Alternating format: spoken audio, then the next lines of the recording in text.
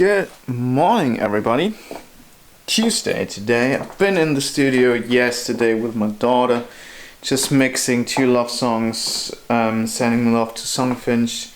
So that's probably back, don't know. Need to do two revisions for these songs already, but that's all fine. I'm gonna do this tomorrow. Zastia, I'm gonna sing this today. But there's other news, other updates in the studio happening. I don't know how to say this. I mean, it's a bit of bullshit, but I've done it anyway. As we're starting live with Midnight Falling, we agreed on that I do sub duties. So if the bass player isn't able to make the gig, if one of the guitar players isn't able to make the gig, I'll be the one stepping in. And then I thought, okay, how do I realize this from a technical point of view? Because yes, I have a guitar and I have BiceFX, so I could use my computer, but that's really not handy. So how do I solve this live situation? And then a bit of search and stuff, and I just ordered on Sunday, and it's hopefully on its way to me. I'm still scared of DHL. I ordered a Tonax 1, this tiny little amp and cap simulation pedal, and I ordered an Electro-Harmonix Deluxe Memory Boy as a delay pedal, and a Boss SD1 for overdrive. And so I'm gonna build a small pedal board this week. Hopefully, if the package arrives. As I said, still scared of DHL, and it's not on its final way to me, but we will see. So today I'm gonna take this pedal board home with me, so I can do this at home, because nothing I need to be here for. And I think I'm gonna do a video about that, how I built this and why I built it that way, and what's the thought behind it. And I think this will change the setup of the studio a bit, because now I'm thinking putting a split right behind the tuner, the Lily P split, going directly symmetric to preamp, and then having the Tonax going out as well, so having these sounds there as well. But that would mean I need to have an iPad or some way to control it available so I can switch pedals. I need to figure that out. That will just be a learning curve, but that will be an idea of changing the guitar setup a bit. But yeah, I need to figure out which is better, if BiceFX sounds better or not. Yeah, I mean, BiceFX will be really handy when recording bands, because putting stuff through the Tonax 1 again is a bit tricky, but maybe I record, so I don't know. We will see. That will be my live thing then, and as I understand, you can put their bass amps in it as well. So if I play bass, I probably take a tuner, the bass tube screamer, and the Tonax, probably the EQ with me. And if I play guitar, it's tuner, SD1, my Plimsoll clone, the Memory Boy, the EQ, and a Tonax 1. So yeah, that will be a nice learning curve. So today need to tackle a few bits, mainly live stuff for Midnight Falling, set up there, and checking a few bits and pieces, and yeah, just I've been getting back to track day today. So without further ado, let's move on.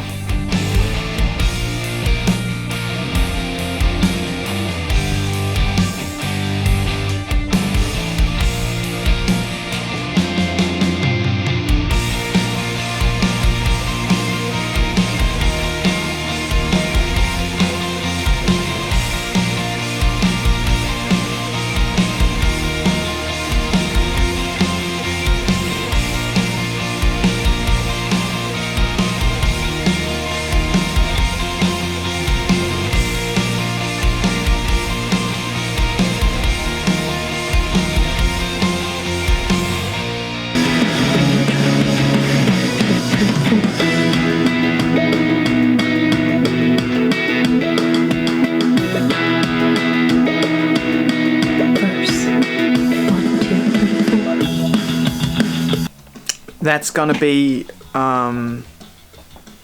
basically an in-ear mix. That's just one song. We don't have pro vocals for. I'm just preparing for the band. I'm just preparing backing tracks. So and that's Midnight Falling stuff. That's a song which is in process. But because I think I know the place in the set, I already make the backing tracks and stuff happening. So anyway, the thing I want to talk about is you probably heard a voice there saying verse 1, 2, 3, 4, and that's just an AI voice. I gave all the keywords and let count up to 6, and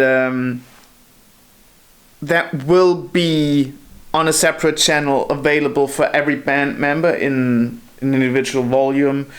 So if someone doesn't want to have cues, they obviously can mute them. So Louisa, the singer, already said, well, it might be a bit confusing having a voice in your head while singing, because that might be tricky to continue singing words while someone else is shouting words in your ear.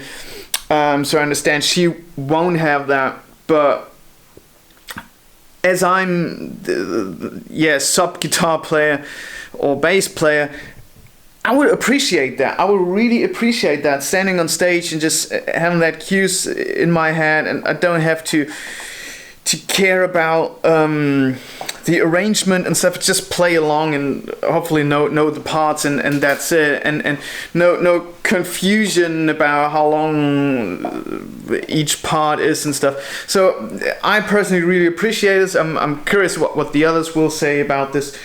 But yeah, because they have a rehearsal without the drummer in the next few days, I just bounce out everything with drums. And as soon as I get my pedal board, a few minutes, it's on the way. My wife's gonna pick it up.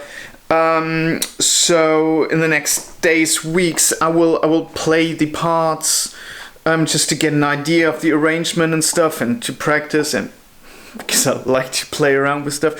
And then we have basically a play along for every individual in the band, and after rehearsal anyway. So yeah, it's awesome. I like the way we work for live. That's really awesome. And parallel, I have a discussion with Annika on how they do their live thing, because she uses a bit more computer based stuff, and how we incorporate that and what's important for me. Like, for example, having a pedal ball or having the possibility to switch by foot and stuff like that. So we have a discussion there on how to make it as good as possible, as easy as possible, and as reliable as possible. Also me probably taking the pedal ball with me for every gig and saying, if something breaks, here's the pedal ball, plug it in, use it, there we go. Don't know. Let's see, it will be awesome. I'm really hyped for that project again.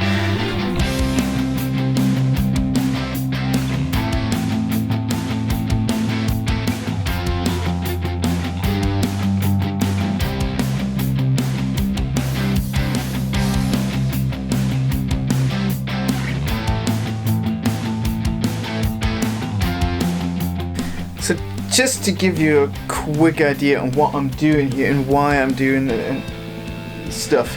So this probably isn't the final version how we're gonna run the show. Not quite sure yet, so let's see. We have to figure out who's controlling all the playback stuff, but at the end it works like this. We have one channel for click, which is just the metronome beeping. Then we have one channel for the cues, which is the AI voice telling you that a verse is coming up and counting in and stuff. So giving you cues and where you are in the song. And then there's a stereo track of all the instruments that are not played on stage, like basically all the keyboards. Occasionally some second voicings, but mainly keyboards happening. And these go out to 4 individual channels, obviously. Click one, cue is the other, and a stereo track for for the player. And someone will press play. There are various options. So one option is we use Ableton, software I understand is pretty common in doing this stuff. That's a software I'm not familiar with yet, and I don't have a license for yet. That's stuff that needs to be figured out. The alternative is MainStage, a software I used before, but I know it's a bit tricky to set up and not that flexible and stuff, and not that easy to handle with the user interface, and you have to be specific on which button to press and so on and so forth, and it doesn't start the next track automatically, and so it's a bit tricky to set up. And the third version would be to do it with Pro Tools, that when I do front of house, that was an odd noise coming from the computer. Anyway, so that I start this Pro Tools session from front of house, and the session goes through without me hitting break or pause and then play, because but that's not good, because then if Louisa wants to talk to the audience, that needs to be the same amount of time that's been in all the rehearsals, because I can't control this, and I need to see if someone has an issue. So if the best way would be to start this playback stuff by the drummer, because he can overlook the whole band and see if someone having tuning issues and something, and then go in later or something. Need to figure that out, but the main thing is there's a stereo output for all the instruments that are mixed in Pro Tools. That will be one stereo file at the end, one file for click and one for the cues, and that's going to in-ear and the playback obviously to front of us.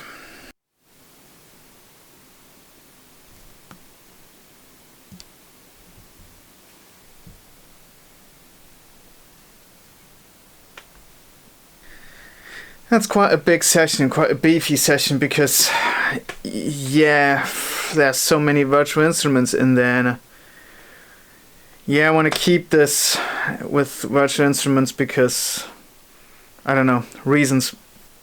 Anyway, that's a big and long session. We have like 40 minutes of audio in there and stuff. So I now freeze some tracks to get some CPU space back, but it took me basically now the whole day, so 5 hours to get all 11 songs done with backing tracks and stuff. So quite a lot of work goes into that, and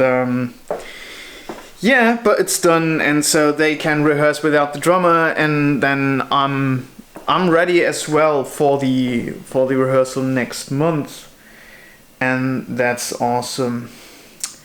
SingPoint just called me to do another external job in August, which is pretty awesome and really handy, because this job is in Stuttgart, which is sort of halfway to my parents, where my parents live and where I was born, Lake of Constance. And we are actually at Lake of Constance on that week, so we extend our holiday for one more day, and I just drive up to Stuttgart and then back, pick up my family, and then drive back. So quite neat, quite handy. And always appreciate doing these external jobs, because they're first of all they're quite fun, and actually they get paid pretty well. So enjoy that, and that makes me happy. So sorry for not filming. I mean, there's nothing much to film. I just imported audio files, checked if everything is right, copy pasted the cues, time aligned them, and exported the stuff, and that just took quite some time. And Yeah, just quick run through the Midnight Falling session on the SQ5. There's something that bothers me, and that's regarding network things. So I have a router, wireless internet router connected to the SQ5, and normally you should be able to connect devices like iPhone and stuff to this. And I know there's a SQ Mix app, which is pretty handy, and I thought I could set this up for the band so they can do their monitors with their iPhones or mobile phones really quick, but that doesn't seem to work, and I have no idea why. I need to go into detail about that, but I think I will leave it for today, drive home and set up my pedal board, because that package just arrived and I'm curious trying that out. I don't know. Maybe I forgot something urgent to do, but can't quite remember if there is something that actually needs doing. No, not really. Yeah, the click thing and the drum thing, that's been the important thing. So yeah, I think I go home now.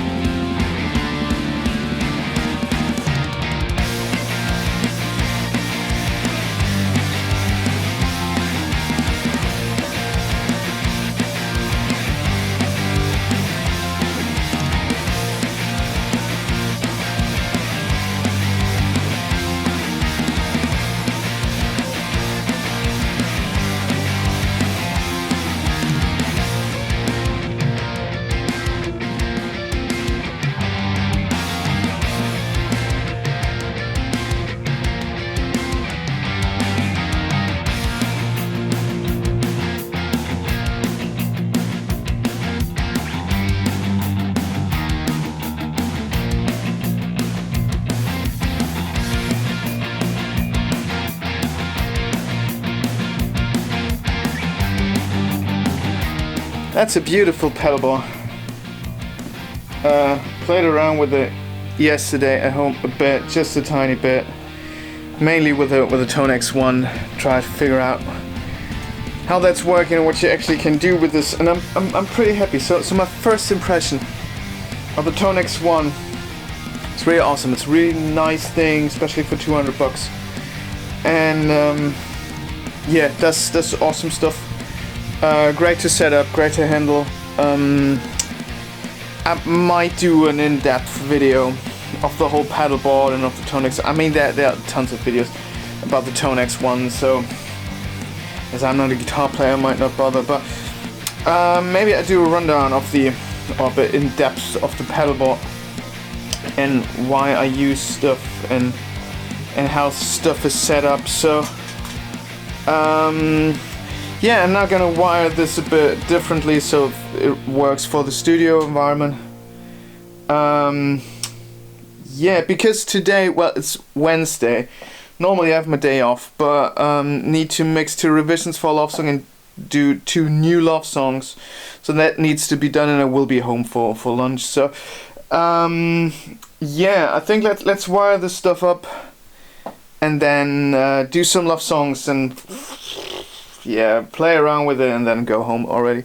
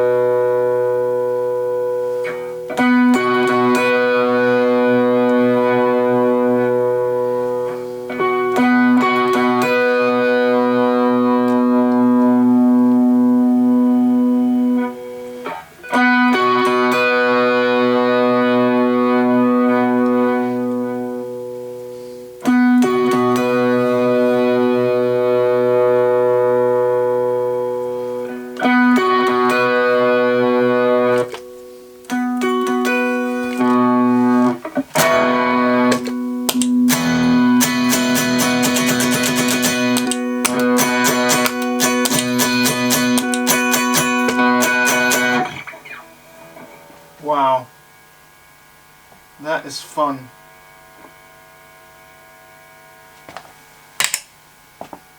Intro. 1, 2, 3, 4.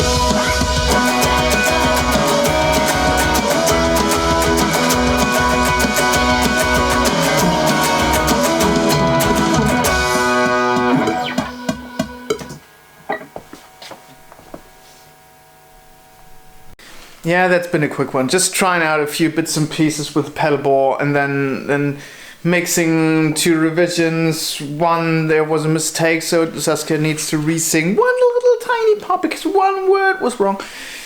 Yeah, unfortunate, but anyway, and wrote 2 love songs in a hurry because it's Wednesday today. Normally I'm at home today taking care of family things, household things and stuff. So I now already drive home to take care of this because before my kids come home. And so I guess that tomorrow, while my son is at a sport activity, I will drive here for a few minutes mixing the revision and one love song, so that on Friday when Record Pink is in the morning, I only need to mix one other love song. Or I could do this on Saturday, that would be fine for the deadline. And yeah, because on Friday Record Pink is already in, and we record. We record. They already wrote the songs and we just redo stuff. So that will be on Friday. And then on Saturday there are 2 a birthday party and a bachelor party and on Sunday there's another birthday or bachelor party in. And so yeah, very busy days, but that's a good thing. Busy is good. So yeah, I'm now driving home, doing family stuff, and let's see how to fit stuff in. I don't know. Let's see.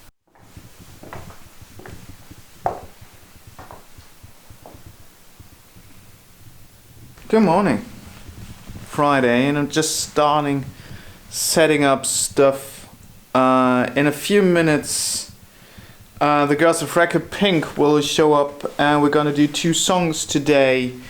So they wrote the stuff already. I got a GarageBand session with all the files, and we just replace it or not, or just improve on it, and I have some ideas, they have some ideas, and we just do these 2 songs. And yeah, they as well told me that a trumpet player will show up for one song, which is great. So I'm gonna set up a few mics. We might record acoustic guitar as well. So I'm gonna set up for this, and obviously gonna set up for vocals. And yeah, then we go for 2 awesome songs. Today will be a stressy day, obviously, because yeah, they booked the whole day, and we're gonna power through it. And yeah, then there are 2 songs done. I mean, that's always the fast version. Always a bit compromised, but that's fine. I'm totally fine with that.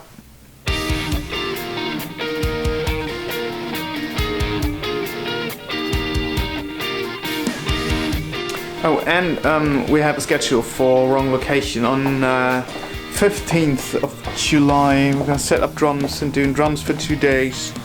And then on 6th to 8th of August, we're gonna do guitars. So that's in progress as well. That's awesome.